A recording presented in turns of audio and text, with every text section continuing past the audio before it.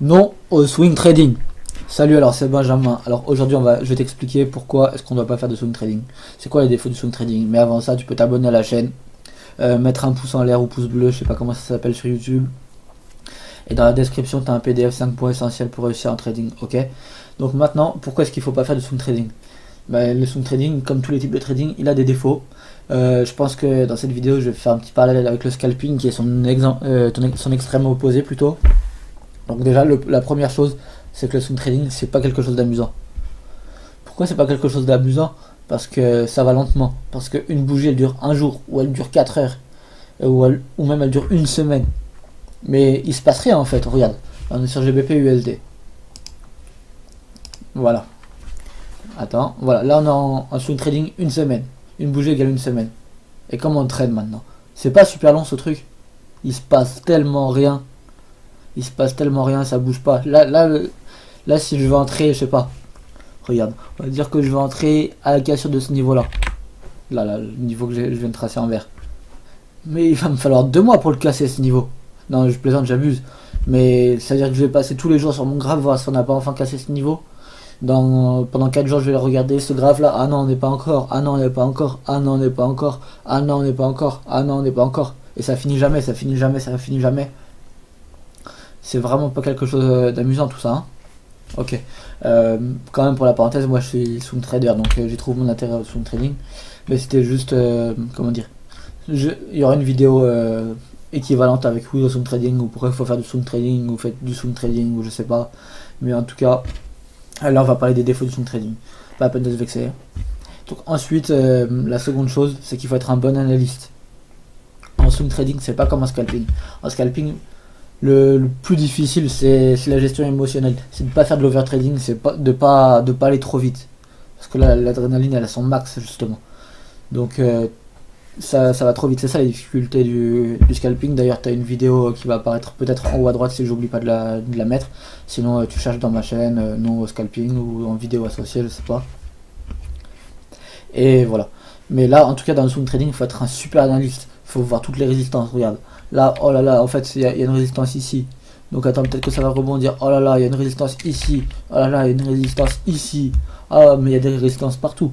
Ok, ensuite, faut rien rater. Ah ouais, mais là, il y a la moyenne mobile 20. Ah ouais, mais là, il y a la moyenne mobile 50. Ah ouais, mais là, il y a une ligne de tendance. Et en fait, il faut tout voir. Il faut être un super analyste. C'est ça la difficulté du swing trading. En scalping, c'est facile. Encore une fois, je repars sur le scalping comme c'est l'extrême opposé. Mais si tu prends des 1 pips à chaque fois, à part si tu as... Attends, regarde, là maintenant on passe sur le 1 minute du coup, comme on parle de scalping. Mais à part si tu achètes au plus mauvais endroit, mais tu mets un stop à 40 pips, ton stop il sera jamais touché. À part si vraiment tu arrives ici et que tu vends ici, là on est à 95. Mais même tu peux... Attends, fais voir. 95,2. C'est ça. Même tu peux même vendre ici et encore être gagnant. C'est un truc de fou. T'as un point d'entrée bidon si tu rentres à ce niveau là par exemple. Tu rentres à ce niveau là, tu mets un stop à 30 ou 40 pips. Même en mettant un point d'entrée bidon comme ça, bah t'arriveras encore à toucher et prendre au moins un pips. Le swing trading c'est tout l'inverse de ça. Le swing trading c'est l'analyse à l'état pur. Donc c'est de la stratégie, il faut être un super analyste, il faut bien comprendre toutes les méthodes d'analyse en fait, théorie de dos, les lignes de tendance, les figures chartistes, les configurations en chandelier japonais. Déjà au moins toutes ces bases là, c'est vraiment quelque chose à bien comprendre, bien apprendre. Il faut bien comprendre la psychologie des marchés. C'est compliqué, c'est compliqué, il faut être un bon analyste en tout cas. Et enfin, et ça c'est peut-être le plus dur pour pas mal de gens, c'est que tu vas voir tes gains disparaître. Et ça fait mal.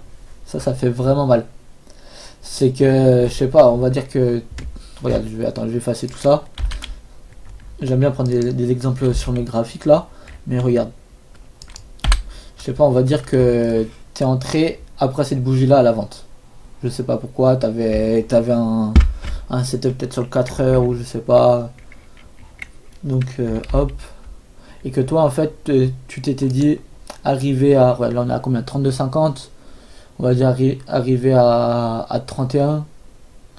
Là, je mets mon stop ABE, mais mon objectif il est ici. D'accord, je sais pas pourquoi, je te dis n'importe quoi, mais ton objectif il est ici. Mais arrivé à ce niveau là à peu près là, j'avais dit à 31, tu montes ton stop à BE. Alors donc toi tu arrives là, tac, ton cours il fait ça, ça descend, hop tu passes à BE. Et là, qu'est-ce qui se passe? Il se passe que tu avais 220 pips de gain latent. Et que après suivant le détail de l'eau et tout, mais regarde, tu avais 220 pips de gain latent et le cours il s'est retourné, il t'a fait sortir.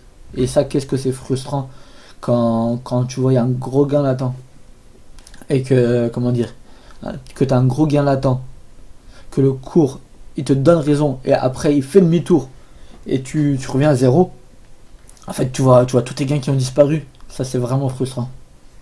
Donc, le swing trading, c'est vraiment quelque chose de frustrant. C'est ça, déjà, c'est long. Donc, si tu attends 4-5 jours pour enfin voir tes gains et qu'au final ils disparaissent comme ça, et ben, faut être fort psychologiquement pour ça, par contre. Faut pas. Comment dire? Je sais pas, faut pas avoir trop d'appât du gain ou je sais pas. Je sais pas en fait ce qu'il faut, mais en tout cas, c'est vraiment quelque chose de qui peut être vraiment frustrant pour certaines personnes. Donc voilà, ça c'est mes 3 raisons pour lesquelles il ne faut pas faire de swing trading. Donc je récapitule. La première c'était quoi déjà? La première c'était que c'était pas amusant. La seconde c'est qu'il faut être un bon analyste. Et la troisième c'est que tu risques de voir tes gains disparaître et que ça c'est frustrant. Sur ce, tu peux mettre un pouce bleu si tu as aimé la vidéo. Passer à la prochaine, non swing trading ou non... non, c'était celle-là, donc plutôt non au scalping ou alors non au day trading ou même non au trading. Tu peux aller dans la description, tu as un lien 5 points essentiels pour réussir un trading. Et t'abonner, je sais plus si je le dis, donc tu peux t'abonner aussi. T'as le. Comment ça s'appelle? T'as le truc en haut à droite pour cliquer dessus. En haut à gauche, tu auras une autre vidéo associée. Sur ce, je te dis à la prochaine. Ciao.